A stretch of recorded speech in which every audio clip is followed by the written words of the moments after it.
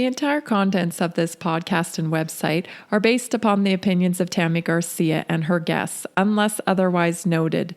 The information on this podcast is not intended to replace a one-on-one relationship with a qualified healthcare professional and is not intended as medical advice. It is intended as a sharing of knowledge and information from the research and experience of Tammy Garcia and her guests.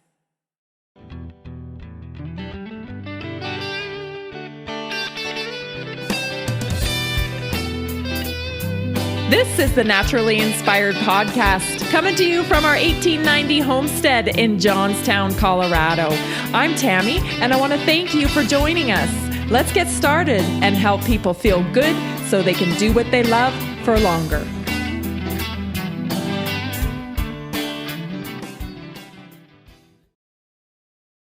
Today on the Naturally Inspired Podcast, we have Asia from Letters to the People podcast joining us. Asia is a survivor of ritualistic satanic abuse. She endured this abuse through her family and through top leadership of the Mormon Church. Letters to the People podcast steps out in a bold and timely way so truth can push through shame and guilt barriers to dissolve judgmental walls.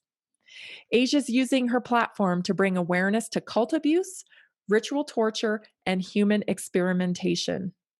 She also serves as a board member for Survivors of Childhood of Sexual Abuse. This functions as a support group offering help to survivors. Asia has transformed her life and is dedicated to bringing awareness to this horrifying issue. She is candid and open in this interview as she describes her experiences. This is Asia with Letters to the People podcast on the Naturally Inspired Podcast. So thank you so much, Asia, for being on the Naturally Inspired Podcast today. I have been eagerly waiting for our interview because I got introduced to you through a mutual friend of ours, Kevin Annette. Mm-hmm. And Yes. he highly recommended I talk to you, just told me wonderful things about you and about your amazing story.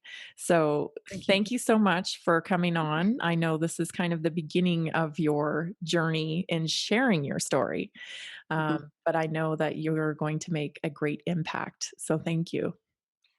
Thanks for having me on, honestly. And you're right. You've caught me right at the beginning of everything. You are actually the first real formal podcast that I have been on. I am beginning my own. But I'm going to say, and I'm just going to jump right in here, knowing that you were going to be doing video, it took me a minute. And I think you remember through our emails, it took me a minute to engage and go, ooh. I was going to use a pseudonym. I was going to use no visuals. I was just going to really be in a protected space. And the invitation to visit with you really put me into a space where I had to take, I'm thinking it was a month or two almost, and do even more inner work. I'm very, very much about inner work. I have been working on myself. I started therapy in 2003. And although the formal therapy with the psychotherapist ended in 2012, the practices and the tools and the new modalities and things that I utilize to really continue with refinement, because there's residue. Like my story, I would say trauma, we all have trauma, and we all, because we're physical beings, have very similar chemical reactions to our experiences with trauma. Mine is really extreme. So I can actually say, yeah, this is a really extreme example of trauma. But I also feel like, I don't want to, mine isn't worse than anybody's necessarily. It's more shocking. Right. But the body still reacts in a particular way. And so mine is long-term because the cult and my abusers had access to me for 36 years. So until I actually got into therapy and broke away from the entire system, the triggers and the implants and the programming and the mind control and the multiple personalities and all of the things that was contained in this biological being of my body, and that was working through my head, was active. Um, and so where I'm going with that is like I have really done a lot of work on unraveling that and unprogramming the programming and stepping away from the mind control, or recognizing when the triggers come up, and then doing personal work with that. And so when you said, love to have you on here, and it's going to be visual and audio, I was like, oh, okay, so that brought up something. And Right. I had to work on that. I really did. And it was actually empowering. So that's my long way of saying thank you for inviting me here. But that has really put me into a very stepping forward position, because I've seen a lot of stuff that is very scary, and I've seen what happens when, in this underbelly of this part of the cult, for people that have wanted to get away, people that have wanted to talk, and what horrific things happen, to them. I've seen murders, I've seen torture, I've seen all kinds of things. And so there's a part inside of me that is like, whoa, they see your face, and now you're going to be, there's a real good chance that, this could happen to you or your family or your business or whatever. And I've had to really work through that.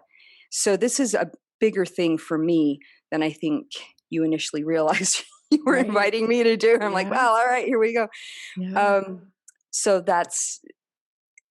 I've worked through this. I've gotten to a place of that. But like I said, there's still residue. Like, I mean, I was just triggered last week, and we can get on to that, with recognizing how my limbic system has been reacting with my body. I have been operating on a low level of anxiety. No, thinking it was just my baseline. I'm like, I got this. I'm so good at controlling anxiety that I didn't recognize this was anxiety, Right. and therefore my body wasn't actually digesting nutrition. And I was just always puzzled, like, I'm doing all the right things, and I'm such a Hmm. clean eater, and why do I have inflammation? And, all of these questions. And it finally, I was at a retreat for women, that of sexual abuse, childhood sexual abuse. And that was last week, couple weeks ago. Yeah. And just through some education, I got triggered. I recognized that my body has not, I've been starving and I haven't known it. And immediately I broke into tears. I had this huge reaction. Um, and I needed to talk to one of the counselors that was present there. But because of the practice that I've had for so many years, I recognized it, I saw it, so I was like, "Oh, I know what this is. I'm triggered. I need to have an expression. Also need to come in and calm myself and do what start talking to that system." Hmm. And then I was also holding, at the same time, I was holding this devastation and this sorrow for basically starving my body, not really knowing that. And then immediately celebrating, like, that's the answer. Oh my gosh, I know what to do now. Wow. And it was incredible. So this journey, I think if I was going to say one thing, and we were going to hit the podcast, talk about it, and I was going to say one thing, I would say I want to be here to validate people. And I recognized while I was in in therapy, and it took me years to get here, I was worth it. I'm worth this. I am so worth the work, and the searching and the digging and the discovery. Um, and so that's what I would encourage other people to recognize and realize they're worth it too. And the reason I want to bring that out is when I started therapy and I was getting recovering these memories and really getting full on scenes, like week after week, I would go back and I'd pick up where I left off on my memory recoup ceremonies and medical experimentation and mind control and things like that. Um, I would be done with the session, and my therapist was there to support me.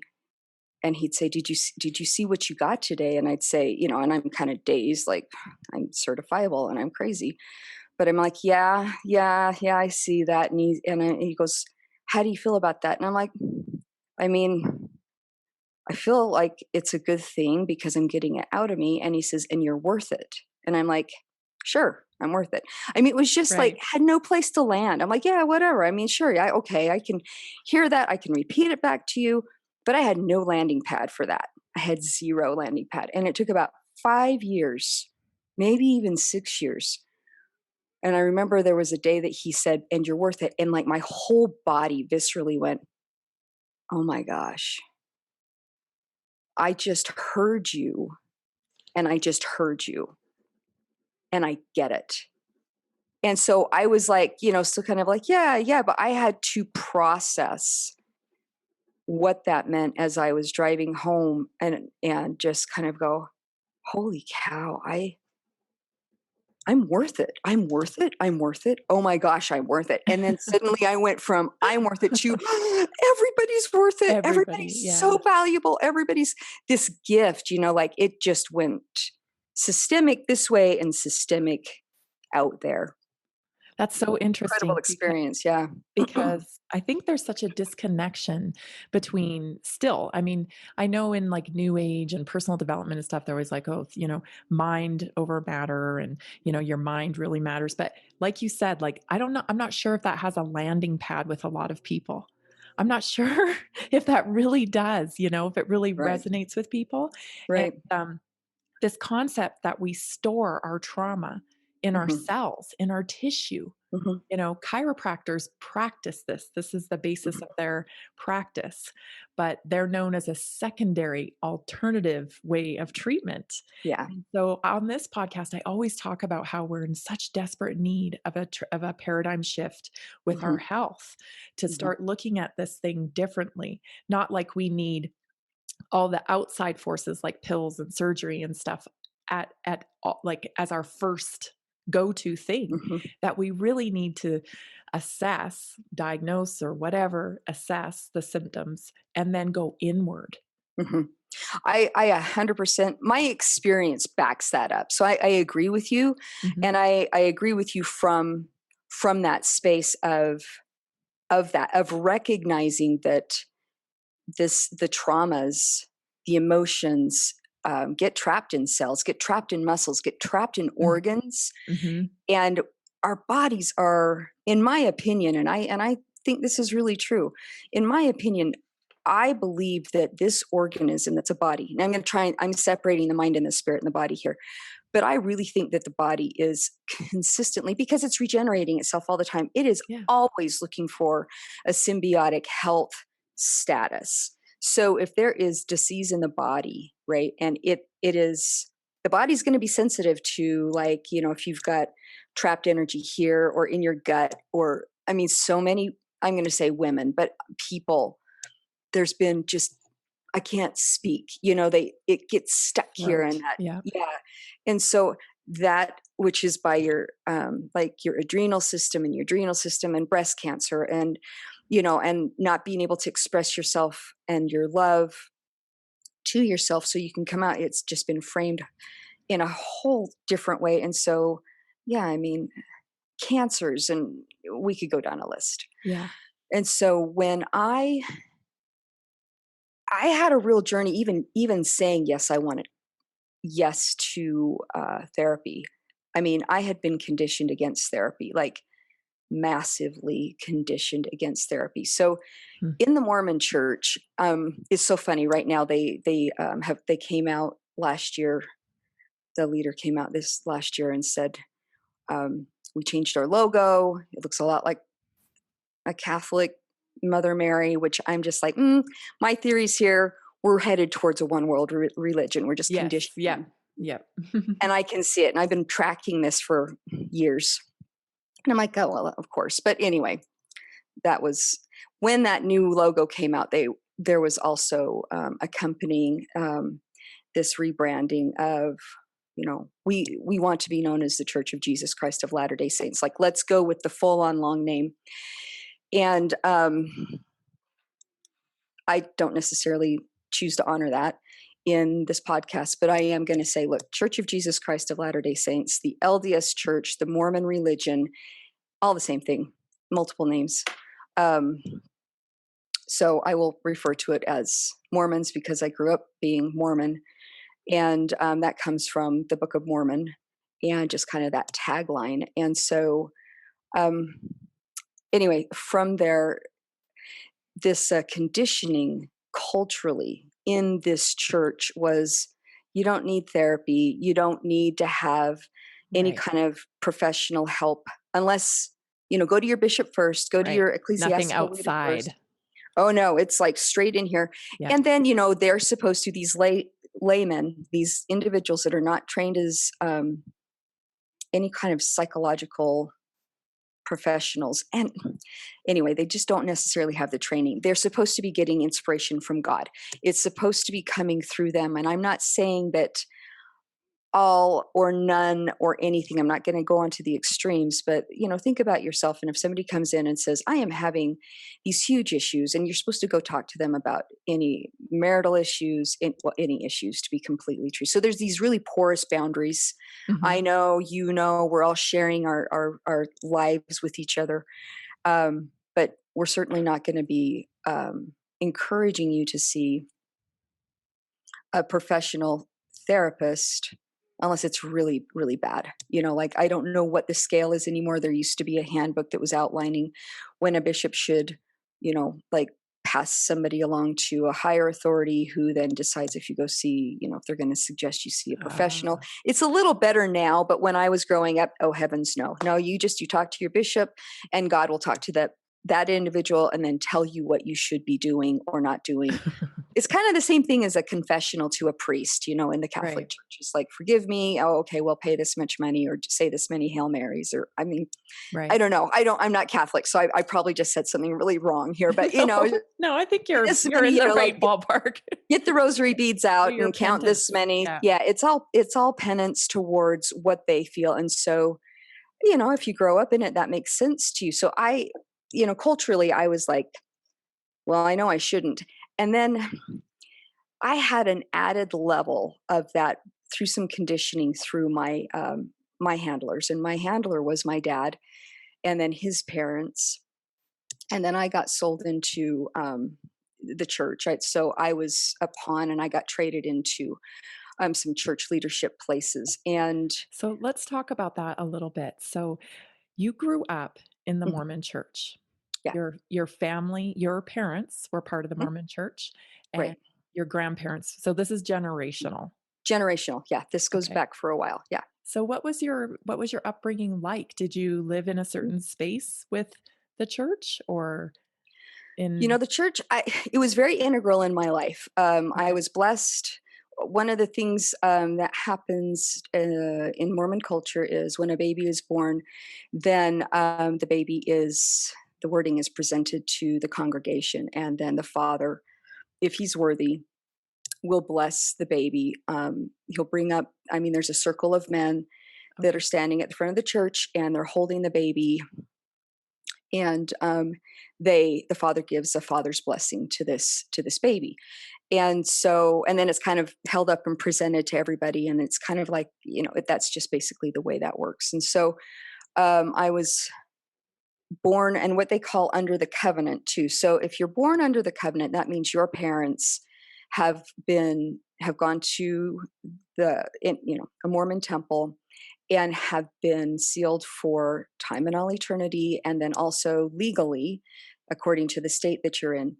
And Okay. now they have made these covenants. And so any of their children are automatically born under the covenant, which means that this is a family unit that is going to last forever, for eternity, as Okay. long as you're worthy. Right. So now there's this ownership. The way I look at it now, there's this kind of built in ownership that the patriarch, which is the father, and the matriarch, which would be the mother, you have this ownership of your children. There's also a stewardship. That's a more common word. And then based on scriptural meaning, interpretations, you're in charge of what happens to your kids and if they're taught what right or well. There's a lot of real kind of interesting interweavings here. But so to go back into that, I was born in the church. I was blessed in the church. I was baptized in the church. I was trained in the church. We went to primary. And back when I was doing this children's services, that was in the middle of the week. I think it was on a Wednesday. So we would walk to the church from the elementary school, have that meeting. And then on Sunday, there was also a congregational meeting. And then you'd go home where you'd have Sunday school in the morning, go home and have like a meal, and then go back Oh, wow. and have a bigger meeting. So there was a lot that was really involved. Later on, I remember this, I was living in Philadelphia, so it was in the 90s. They actually, the church decided to change the format, and that's when they went to a 3-hour format. So middle of the week was still designated for youth activities or independent, like scouting activities, young women's activities, Relief Society activities. That's the women's group. And then on Sunday, you're going to church for 3 hours, and you're going to start with Sunday school. You'll have your Relief Society or young women's or young men's or your priesthood session. And then everybody comes together for a sacrament meeting where you're going to be taking the sacrament, the church's version of the um, the The blood and wafer the and the, wafer. That, yeah. So yeah. basically, Okay. because Mormons don't drink anything, there's no wine. We're serving water and bread. Okay. So that's how it is. But I was also so eager to be a good, I want to say a good Mormon, but it wasn't that. That was not my driving factor. I didn't want to be a good Mormon because in Mormonism, part of the doctrine is you're training to be a god. At one point, you are going to take that eternal family, get, like you get married in the temple. Mhm. Now you have the potential to take that family and be given your own slice of the universe and create worlds and populate those worlds, right? In So in heaven? my head, in heaven, Okay. my head, I'm like, well, if I'm going to be a god, I want to be the best god I can be because this is my only shot, right? One Right. life, Right. and I I better just really ingest this. And so I was very interested in schooling because I'm like, well, I mean, if you're going to create a world, you probably ought to know a little bit about biology. Like I took it very literally. Mm. So I was a very, very good student. I was, I think I graduated from high school with a 3.9, and my sister graduated with a 4.0. I mean, we were just very driven Right. individuals. But I also taught the doctrine. I taught the youth. I taught the what they call a gospel doctrine class. So I'm teaching the adults, like I am sharing the doctrine. So I didn't just passively sit in the congregation. I accepted callings and I was engaged and I took it seriously. And I was one of those people that would tear it apart. And I did a lot of cross referencing outside of what the church was saying. Mm. You should cross reference and check the Bible with the Book of Mormon and do all this stuff. So my growing up was very thorough with the way I treated my relationship to God, which was within the framework of the Mormon Church. Right. Was there any activities that you did outside of the church that didn't involve the church? Wow. Or was it mostly just all, It was interwoven? mostly all. I mean, so before I got married, I was pretty active outside. I was also at that time.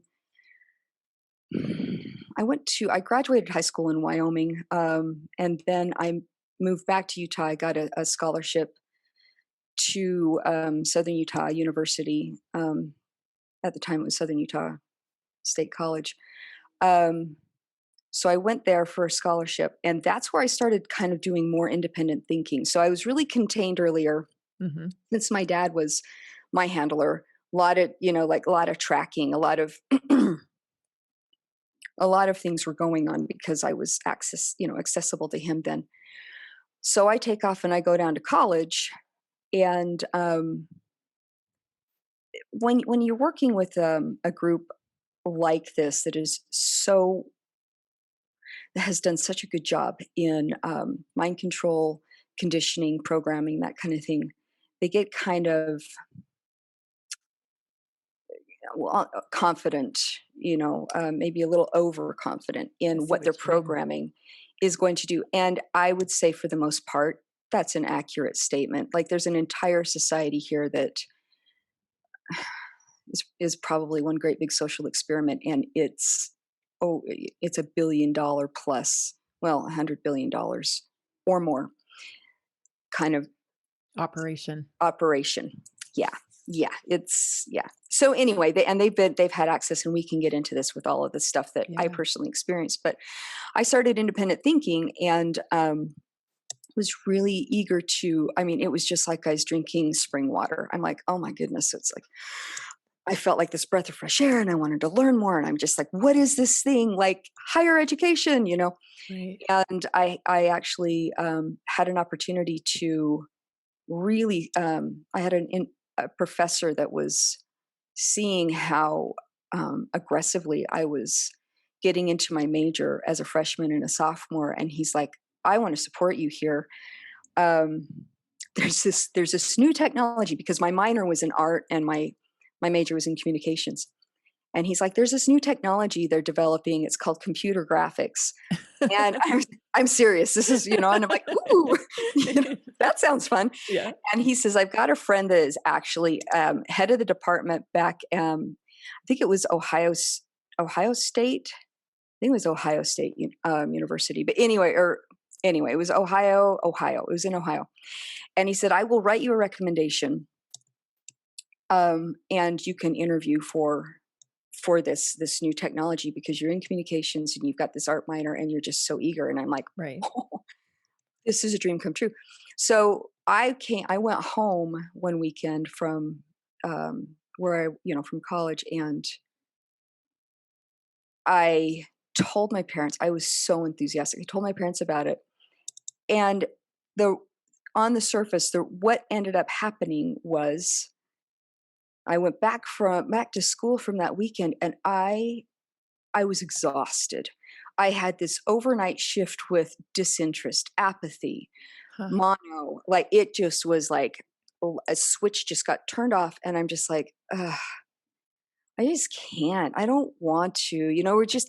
I was watching myself, and I wasn't even like wondering or concerned, but this instructor now, I was just like, that I don't think so. I mean, thanks anyway. And then I popped up with this idea. I said, I think I'm going to transfer to BYU. And he said, yeah, yeah. He was just so perplexed. And I was Right. just like, no, After this is one weekend at home. after one weekend at home. Mm. And I don't know that he tracked that, but Right. I Probably did. not. Yeah. And, it was like, my sister's going to BYU. And I mean, that sounds good. Yeah, I probably ought to go there. Now, not, yeah. So I went there and I actually enrolled at BYU, got into their communications department. That apathy was still following me, but I was really trying to push into it because BYU at the time um, had a really heavy duty communications department. They actually, if you look this up, they had a reputation for being anchor mill. So like if you're going to be an anchor on television, Oh, I see. Mm. they knew how to train these. And my goal actually, I wanted to be like Joan London. And if you're old enough to, Yeah. you would I go, "Oh, I remember. know, yeah, Yep. okay." So I actually wrote Joan London a letter, and I'm like, "I just think you're amazing, and I want to do this track." She wrote me back. I've got the letter. It's so cool. I'm like, "Ooh," so it's That really is encouraged. cool. I'm like, Yeah. "This is how I'm going to get there." I couldn't last a semester. I just remember I was there. There was conditioning that was happening in that facility as well because it's not like they didn't track me. Right. But I remember one day one of my roommates, she came home. Oh, she was just angry and heated up, and she's like, "They sent me home from the library." And I'm like, "Why?" And she says, "My shorts were too short." And I'm looking at her shorts, hitting her knee, and like just, like her fingertips went past the shorts or something. And I'm just like, "I'm out. I can't do this. I Right. can't do this." So then I went up to the University of Utah, and that's where I ended up graduating. That's Um, interesting because what yeah. we see within our media today Hmm. is the need for a lot of conditioning, right? Because Hmm. they often overlook, and I mean, one really prominent talking head news person, just in a more of a local format, I think it was on Fox 10 or something, has recently just resigned, and I can't remember her name. But I can put it in the show notes later Hmm. on. But she stated how much journalism has changed and how you have to have the ability to overlook the truth Oh, and go with yeah. what they tell you. So it's interesting, even back then, that you're bringing Hmm. up there was some conditioning going on in the communication that was Oh, yeah. known as kind of an anchor mill. Well, I was actually listening to this was really validating, and that's why I'm bringing this up. I was listening to there was a broadcast, and I'll find out who it was, but this gal was raised an Illuminati, and she's got a I, I can't remember her name right off, but I decided I was going to listen in on that, and she made the comment that as an Illuminati, there are certain professions that the children get guided into Mhm. so they can control it. One of them was Me. communications, journalism, yeah, media, that kind of thing, so that conditioning, the programming has already been done early young, and so it's really not that hard to just kind of ingest That and into then your push it back profession. out. Yeah, exactly. So that made me think, it's like, oh yeah, that's kind of what I wanted to do. Like, Yeah. I don't. Wow, what was that? So to go back and revisit this story, as I was in therapy, I would pick up these, like these experiences, and well into my therapy years, I remembered I had this process that had reminded me of my experience with this independent thinking and this idea of getting into computer graphics and moving away. And so, like I said, on the surface, I went back, I was apathetic, I had mono. What really happened was I came home, and I'm super excited about this opportunity. My dad sees this, he sees this threat. I'm now going to move away from, control and access. And so he arranged I want to call anything that I call a ceremony is basically a gathering with a purpose, as far as An the agenda. the cult goes. So this agenda, and he had arranged for other men to be there, and I was brought. I remember it was really bizarre, but I was brought onto a platform, and what it looked like was I was in a great big huge massive auditorium that was loaded with people. The way that was achieved was lower lights, and then you know how you can bring a screen down, you know how they actually drop screens and you can actually project up Mhm. onto screens. So there was a scenery, whether it was painted on a screen or projected on a screen. I didn't have the wherewithal to really know, but it looked to me like this painting or this image gave me the impression that there were hundreds of people watching me. So I'm on display, and the ridicule and the beating. I went through a beating over this, and um, it was Physically or physically. Yeah, there was a yeah. physical beating, but there was also then a psychological conditioning that came in where there were after the fatigue. And you got to understand too, I've been drugged. So when you're in an altered state with drugs or with other things such as even the mind control where words can be said and you can shift out of it. Did they What often use drugs, all the ho time, and so how all the would they time. do that? How would they do that? So the drugs were often, it's either through, well, when I was younger, it was candies, chocolate, you know. Um, my grandmother was German, and she was brilliant at making little marzipan candies, and that was another way. So candy was a big one. For some families, it is a drink. Mom, grandma makes this amazing signature drink. Mhm. Um, so it would be ingested that way. And is Our it's a sedative? needles. A sedative type of drug or It depends on what they're after. You gotta, if we're going to get into the drug side of it, there was a period of time that I was actually what I call a lab rat. They did a lot of medical experimentation on mm, probably thousands of us, but hundreds. I'm going to say hundreds because I was never in the medical experimentation. I felt like I was alone, but I also knew that I wasn't alone. But there were. there were cocktails that were created and fed into my body, and at the same time, I had a specific memory where my body was feeling euphoric, and yet on a projector screen in front of me, I was being shown slides and films of, I remember World War II, like Nazis, the Auschwitz, the people that were in the camps, the death, so it's just really offensive. Like, even, I would say deaths, just seeing Like trauma. They're assassination, showing you pictures of trauma. huge trauma, very, very shocking, visually shocking to my system. And yet I'm being pumped full of euphoric drugs. And so I'm feeling Mm, a particular way, feeling good, feeling almost, well, I mean, euphoria is one of those. So it was an artificial creation that was going on based on the chemical composition that was going through my body. right.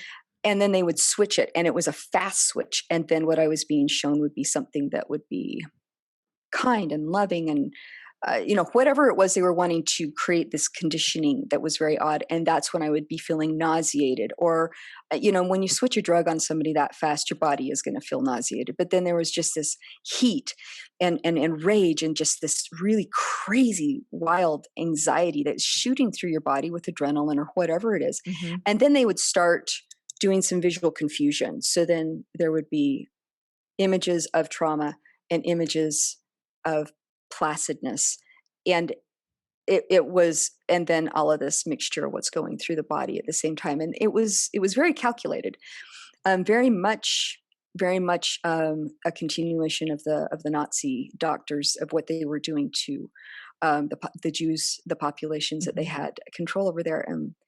And here's where the conspiracy theory stuff comes in, because this is where Project Paperclip comes in, where they brought all of the Nazi Yep. doctors over to Canada Mhm. and the United States. And I'm Gave here them to high say, power positions in NASA and within absolutely, our absolutely. health industry, and yep. Right. Mhm. So the the creation, the cocktails that they created, or the chemical compositions of what they were after, I can't tell you, but I Right. can tell you that there were enough of us that were being tested back when, in the 70s, that I my personal opinion about what's going on with a vaccination now, Mhm. they've done that to me. I've already been there, done that on experimentation. Not interested, Yeah. and I highly question the motive on what it is that they're saying, that inoculation that is supposed to cure you, or give you a defensive barrier against,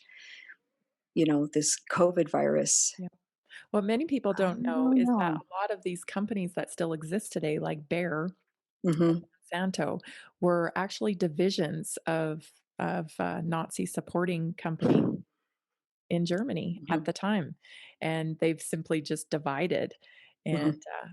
moved countries, and they're not no longer, you know, recognizable and affiliated with these German companies that created the gases that killed Hmm. Jews and whatnot. But if you start digging into Yeah. the history of our medical system, you start to reveal that this is where these companies came from, Hmm. and that Yeah. they're And absolutely. And they've refined it. So this is when I was involved in all of this. The way they've refined the drugs hasn't stopped. Mhm. Even the way they were doing the ceremonies, uh, full scale.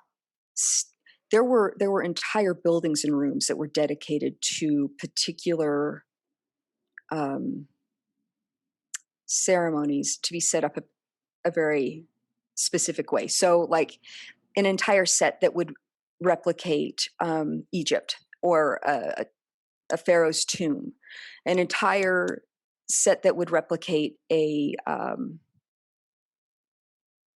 experience in Disneyland, with different characters, an entire set that was created to feel spaceship esque. I mean, it was, so there were these set designers that created these spaces, and that was the way I participated in these conditions. So it was very Wow. palpable. It was very Yeah. much there. Where it's gone now, scares the hell out of me, to be honest, because VR is so advanced. I just think, I mean, this hasn't stopped. So I'm going to tell you right now, it is only getting more sinister. I mean, it's always been sinister, but I'm Mhm. scared because I could think I'm in a definitely, if I was a victim now, Mhm. totally possible that I would be drugged with whether it's a sedative or whatever to get me to a particular location. And then as I'm staying in that sedated state, depending on the dosage, they put a VR helmet on me, which I'm not going to necessarily sense because I'm waking up into something, and yet this reality is going on, and it's multisensory, but it's VR. I mean, all they have to do is build a VR situation, and then have others around you that are inflicting pain. Are cutting or pinching, or electric shock was a big deal. I had a number of experiences where I had electrodes hooked up to me, and that was part of the conditioning. So I mean, that's not going to be changed either. So to go back to your question, how were the drugs administered? Needles. I have a serious. I've had to work through a phobia of needles um, because that was all the time. Candy, drinks, And ingestions, these kinds everything. of programming sessions, I mean, I've read you refer them to as satanic rituals. Oh, 100%. And so, Yeah. when you're what age did you start these? Did this start fairly young and then Birth. continue? I mean, you're talking about college right now.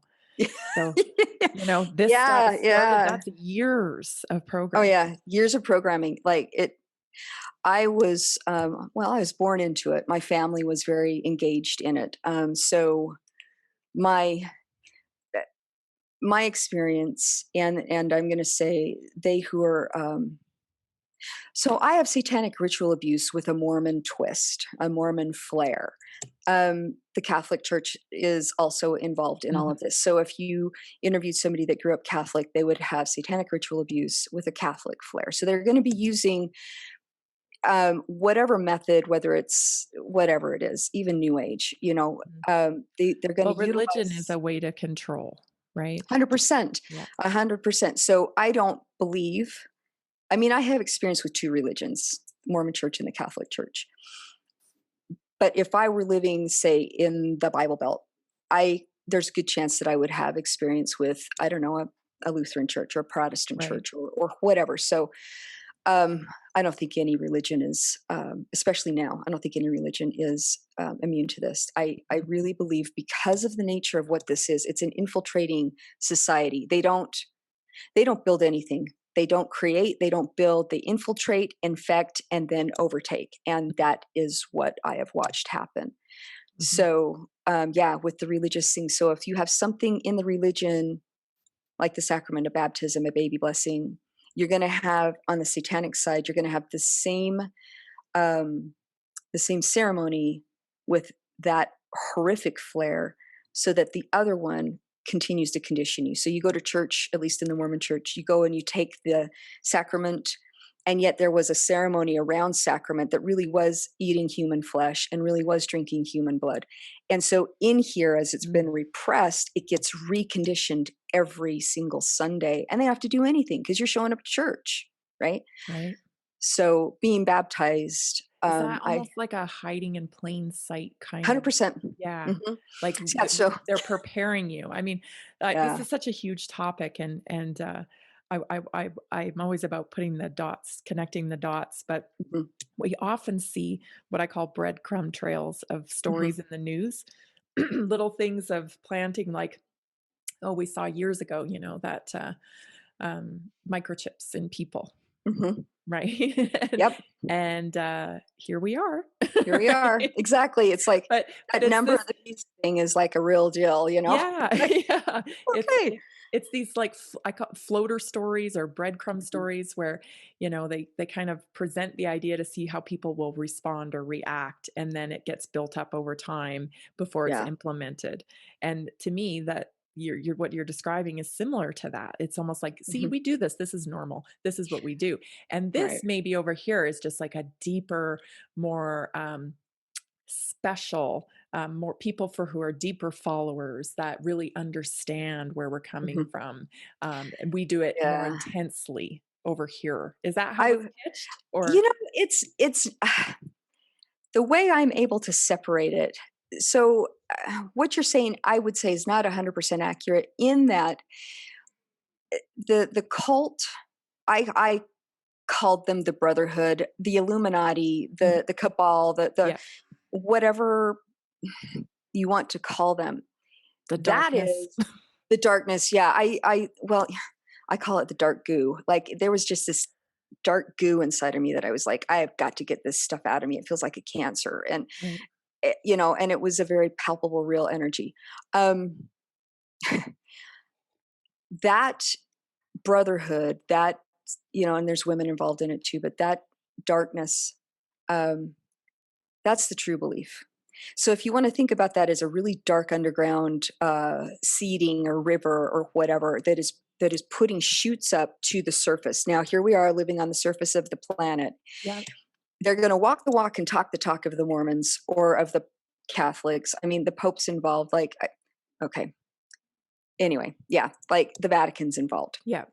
So that which is the Vatican, that which Mhm. is the Mormon Church, that which Mhm. is these religions, Right. big pharma. Like, let's just start naming all the systems Yeah. because it's infiltrated all the systems. Yeah. And so I'm not saying that every single person, speaking specifically of the Mormon Church, is involved in this, because they're not. Right. And that's what's so sadistic about it. And Right. And that's that's how what they're helps able it to hide and hide. maintain. Yeah, exactly. So there are going to be part of my fear. Let me reword this. Part of what I know could be a reaction to even this podcast, let alone my own, is a population of people who don't have this experience, are very, have had a very positive experience with the Mormon doctrine, their Mormon experience. I mean, Mormons are seriously loyal. It is a very loyal population, a loyal community, and it's kind of founded on that. Like, they look out for each other, and so if you're in a space where you really need that in your life, oh my gosh, like Right. you get it in Instant spades. belonging. 100%. And it's Yeah. beautiful. To be honest, it can be beautiful when you don't fall in line, and when you start to question that belief. What you're doing is you're threatening everybody else's belief system. Yeah. And what I like to say is, you don't you don't do Mormonism, it does you. So you just kind of like you drop into the pool of it, and it just completely surrounds you. You are absorbed in Mormonism. And again, when you need that kind of community, it shows up. You have a baby and you got 17 meals lined up for you, so you don't have to cook anything. If you have a family that's in distress, or there's a death, or there's something really huge, that community will show up. They will. And they're good, there are good people. But then that gets like totally adulterated and capitalized on by the ones that know how to talk the talk, walk the walk, and eventually get into leadership positions where the leaders they have their own private communication system, and they know how to monitor those who they're handling, and the mind control. It was proposed to me once that the Mormon religion is one great big social experiment. And when that was first dropped on me, I was like, no. I wanted to say no. I couldn't even get the word no out. I'm like, oh, I could see how that could be. Like, freaking thorough. Seriously. And it has been so small. Like, it is sitting in this state. It's a beautiful state here in Utah, but it's been sitting there, and it's been kind of like the meh, okay, they have 6 million members. Maybe they have Right. now 11 million, whatever it is. But nobody's really taken it. I mean, even in the email that you sent me, you're like, well, a lot of people think about polygamy. And I'm like, yeah, Yeah. That's what I think that's what people think about when they think yeah, about. Mormons. I know Yeah. immediately, oh, multiple wives, plural marriage. That's kind of Right. that's kind of the first thing that comes to mind for somebody who's not been involved in religion, Right. like myself. I haven't really Right. been involved Right. in religion. That's what I think of first. But even that somehow has been able to become somewhat accepted. Oh gosh, that is such a that is so touchy. Like back in 1890. Okay, so the church began with this with an individual named Joseph Smith. This is where he had a vision. He shared it. A religion began to form around it, and he eventually was murdered. Um, Oh, yeah, in the church's official history, it was an angry mob, kind of a government coup, mm, because the Mormons were getting a little too big for their britches, right? So, Mormon history, the what we're taught, really kind of situates the Mormons as victims in this situation. okay. And thus, now we're going to make this big trek across the United States to this territory called Utah. And Brigham Young was the leader. And Brigham Young was like, he set out all kinds of things where his goal actually was to become a sovereign entity, a sovereign state, and created a militia. I mean, he was a pretty threatening and ominous Yeah. thing that was going on. Um, in my mind, just to go back to this thing with Joseph Smith, That's a it's been very, university, isn't it? Brigham Young? Brigham Young, yeah, Brigham Young University. That's BYU. That was where I Yeah. was kind Okay. of Okay. convinced to I'm go sorry there. that went over my head a little bit, but No, that's these are okay. the That's these okay. are the things that we don't like. That's in plain sight, right? Oh, BYU, Mhm. BYU is a university. Okay, but did you know that that guy actually like started the Mormon Church, Right, right? right. So if you're These are out the here, things you might that know go that. right over our Mhm. heads, Yeah, that hide in plain sight. right.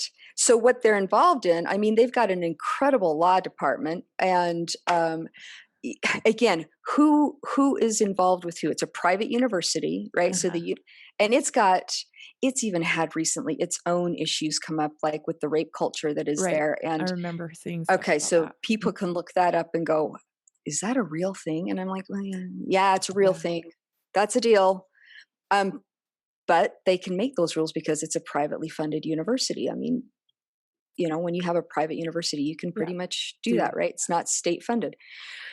But to come back to this other subject where where we just were, it's what I'm trying to remember. Where were we?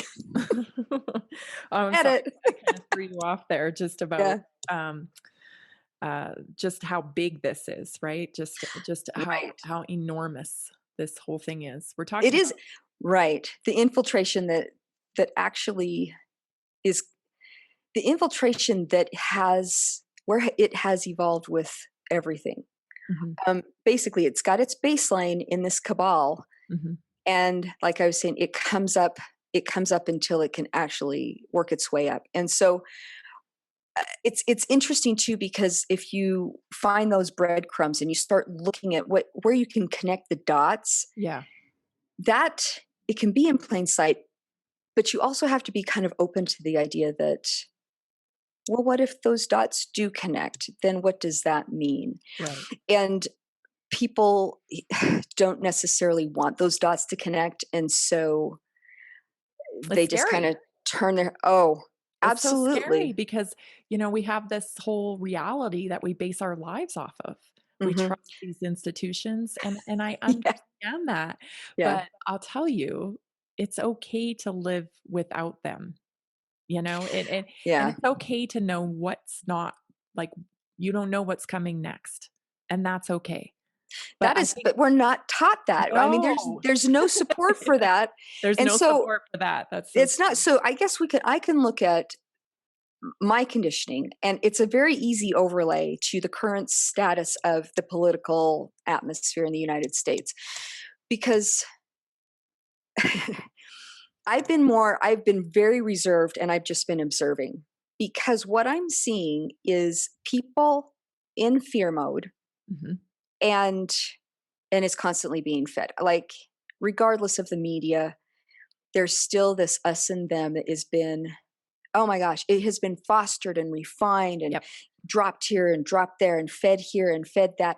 And so the problem, to go back to what you just said, the problem in my mind is that people are looking for a savior. There's this savior Yes. mentality that especially religion creates. It's like, well, be good and the rapture is going to happen, or Jesus is going to show up and it's going to be this big, you know, Or your pastor amazing knows what to angelic do. thing, all of that. So Mhm. instead of really kind of taking a step back and looking at something from a mindful response, people are very reactive, like bam, bam, bam, bam. And that kind of conditioning is what this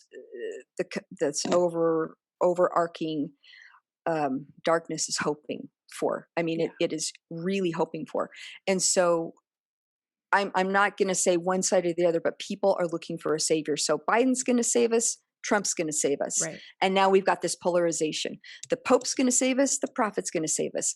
And eventually, there's it's just getting more refined and refined and refined. As long as there's going to be a thing out there that can threaten my life, my sanity, my health, my whatever, and I don't know what to do about it, I'm going to be in reactive mode and I am going to be looking for somebody else or to somebody else because they're going to know more Right.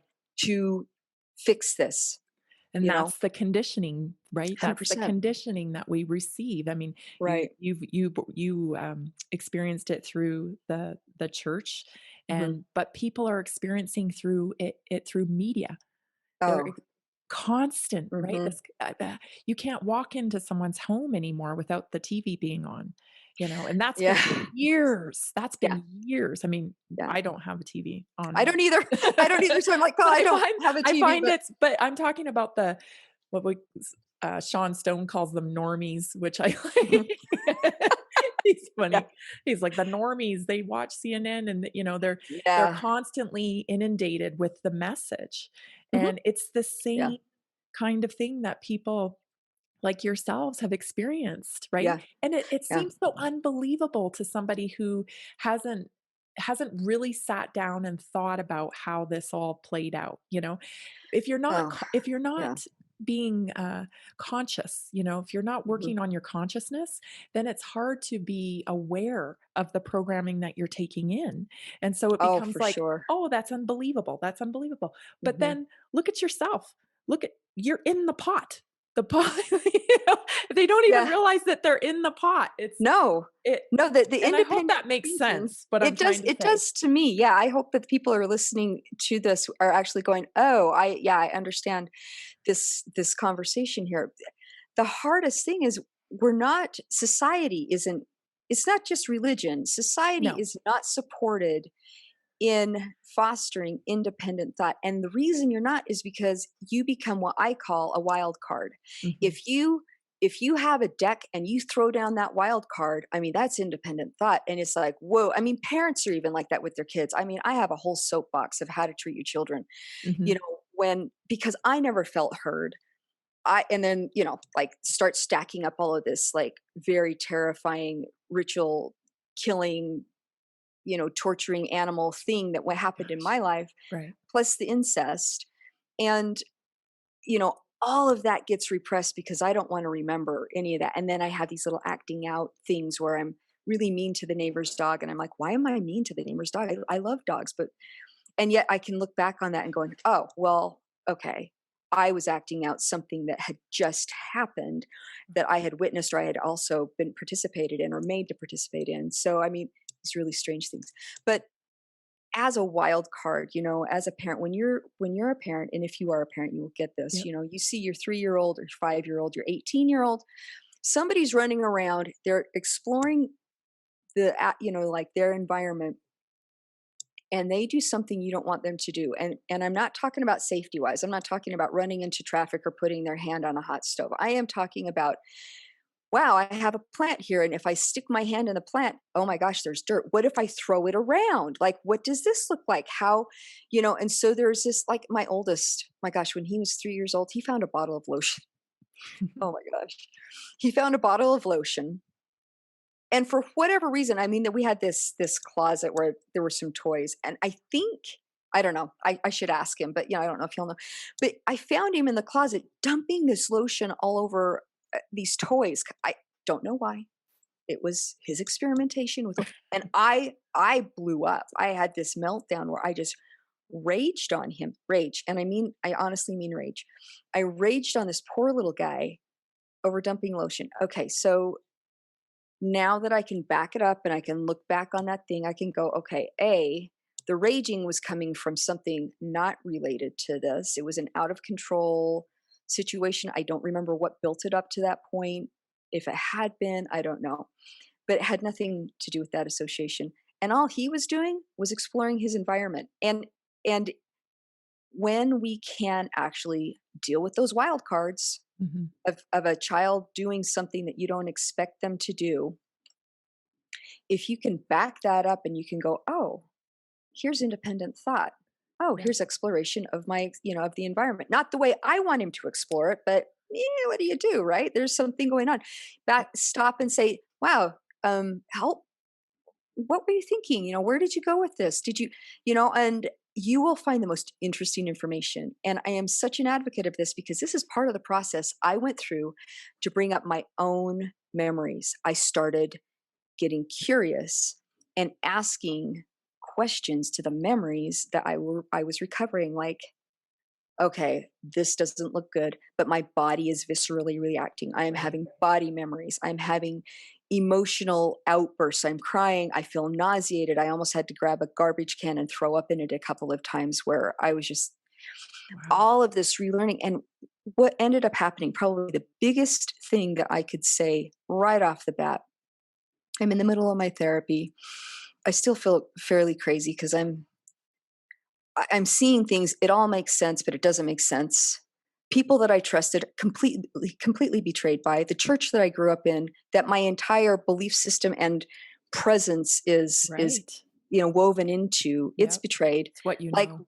what is my truth? Right? Everything has totally, like, a major earthquake just went through my entire system, and all I have is rubble, and I'm waiting for kind of fallout, and I just don't even know what's going on. Still trying to be a mother, still trying to be a wife, still going to church at the time because I'm not. Wow. Oh yeah, no, I did not break away for a little bit. It took me this. It was this dance because you don't leave the Mormon church easily. That's a whole different discussion on exiting, having a faith crisis, not really knowing where the faith crisis is coming from. You're just betrayed because you think Joseph Smith has done something. And it's like the church is just allowing all that chaos to happen because it's really keeping people away from the fact that they're practicing satanic ritual abuse in the temples, in the basement all the time. And people are just going to go, oh my gosh, she just said that. And I'm going to say, yeah, it was there. Right. So, and so there's just this underbelly. So if you can keep the public distracted, and they've got this uproar about polygamy, coming Mhm. back to that, Mhm. church knows how to handle that. They've had apologists, people write about it. They've got all kinds of stuff they put out on Right. Wikipedia. You know, they're they're corralling your distraction, and they're shoving people over into this thing. And it's like, okay, so you have some dissenters, maybe a big population of dissenters. Meh, because then the ones that they can still keep as true believers are looking at those and go, oh, those poor distracted souls, Satan has really gotten a hold of them.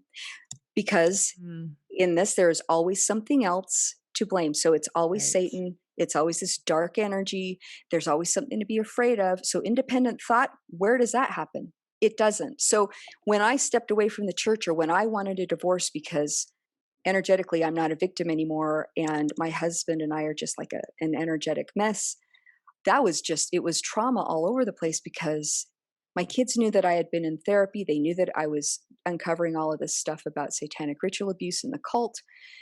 So did my husband, although I wasn't giving everybody a lot of details because I didn't want to front load them in case they had issues, because I knew that they were being access to. Like, it's systemic and familial, right? Right. So Right. a lot of it I had to keep inside. And so when I'm like,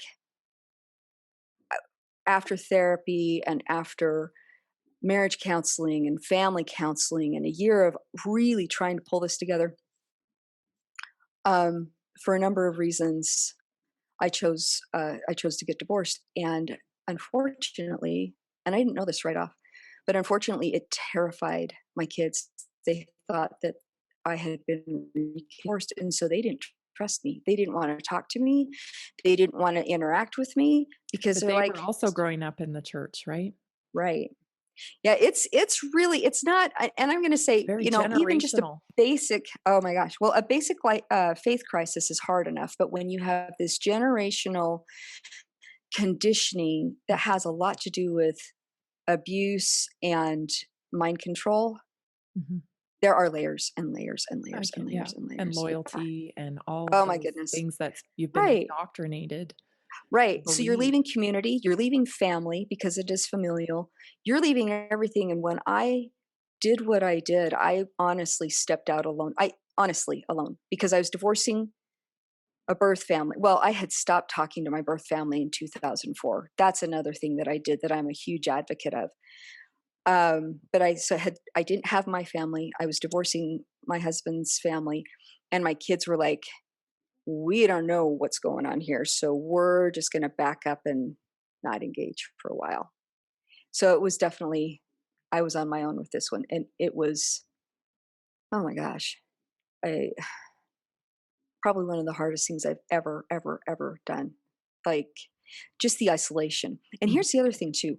In the cult, part of the conditioning, people say, "Well, why does this go on? What do they get from this?" And Right, you right, can say, that's the "Well, question. power, Yeah, control, money." yeah, But what happens if I'm going to really take this down to the fact that I'm going to propose? I believe this. I'm going to say this is fact for me, but I'm going to propose that this is also a very multifaceted thing. They don't want just money. They don't want just mind control. They don't want just, power. What they're really after to subjugate and to control a human mind, a human soul, requires energy, requires just a different energetics. So there's dark magic, black magic that goes on with mhm, this. They know about chakra systems. They know how to mess with that. They know about, then it gets scientific, whatever radio waves and frequencies and sound, like yep, even the way the Mormons in there at one point they actually introduced a different cadence of speaking to people in their worldwide conference. It's a harmonic monotone thing, but it oh, actually interesting. hypnotizes people into this lulling of Like a more of a beta relaxing state? 100%. And Yeah, so then whatever's being fed in is really getting fed in, right? right. And you might be conscious of it because you're like, oh, why do I always get so tired when I'm listening to these guys? But, and the women, I always had an issue with the women. It just sounded so syrupy and it was la la la la la la, like just this Mhm, tone and mhm, this, anyway, but it was conditioning, right? And so you have this very, very thorough, when I say, when you get, it's like diving into a pool of it, you're fully immersed on so many different levels. And then if you actually are in this other um, part with the dark energy, with the deep state, then you're really seeing the ugliness. I'm gonna bring something up that I want to um, mention. All of the conspiracy theory stuff. Okay, people don't want to think that it's real. mhm. And I'm going to say, so we can get into the history books and we can look at the medieval times and we can say, the torture that they were done and the inquisitions and how horrible and the dungeons and all. And I'm like, And the that never gluttony. went away. It And the never went away. It got refined and it got more insidious. And so when I heard, and I don't remember when this came up, but when I heard about this conspiracy that they had found tunnels in New York City and they found thousands of children in these tunnels and some were alive and some were dead and all this and people are like really they're not setting up the tents in Central Park for that. It's to help with the COVID thing or whatever. I don't know because I wasn't there, but I'm going right. to tell you I've been in tunnels before. I've been in places like that before and I'm like that's more realistic to me than not. So I'm leaning towards that being not just possible, but probable. This whole, I don't know, I've seen maps of tunnel systems that lace the United States Yeah. that it is the human trafficking and all of the stuff that go with the sex slavery, the the baby farms that are very well organized, the women that in polygamy especially that are groomed to be baby mills, uh, Breeders. Mhm. breeders. Exactly. And even in the Mormon church, that culture is acceptable. So where does that come from? I have a very healthy body. I have 6 children. That made sense to me. I had experience with that part of my body, not only just being raped, but also having a mock abortion happen, thinking I was birthing a demon. I mean, just some really bizarre things like that. Wow. But because I was being groomed to be in a different position. I was actually being groomed to be part of a pool that was going to be a groomed leadership position. I wasn't being groomed to be part of a baby farm or to be just Right. an experimentation. Is that because of yours and your sister's drive? Where you I, guys were I think it you was guys were because of my kinda dad.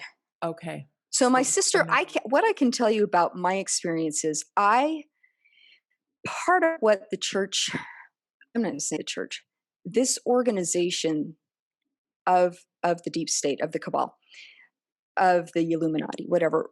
They're also very calculating in who they access in families. So let's say in this case, um, there's 4 children. Okay, let's say there's 4 kids. They decide that they're going to access 2 of them. That way, they've got 2 other ones that don't have any experience with this, so that when the 2 that come up start remembering or go into mental breakdowns, They're and they're crazy. like, yeah, exactly. Dad did this. They're like, oh, that poor soul. No wonder she's got alcoholism or whatever it is. We need to put her in the state hospital. So it's also created um, to protect them. So in my experience, because I'm the oldest, and so then I qualify. There's a certain level of just even biblical meaning behind being an oldest child of an Right. oldest Birth child. order. Mhm. Birth order is a big deal. So I was I was delivered to um, I was screened and accepted and chosen um, under a criteria that included me being in these places with church church experience, church leadership people, and that kind of thing. My sister, my brothers, we had family reunions that were all about ritual abuse. But that's where I remember seeing them. So I remember I have memories of my cousins, I have memories of my siblings, but it was all in a family um, organization, family organized situation.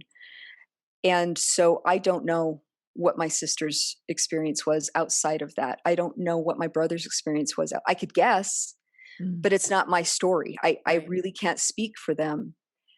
So when you asked, where did this begin? It began at birth. I was blessed into this satanic ritual cult Right. that was my family. I got It's a way of life.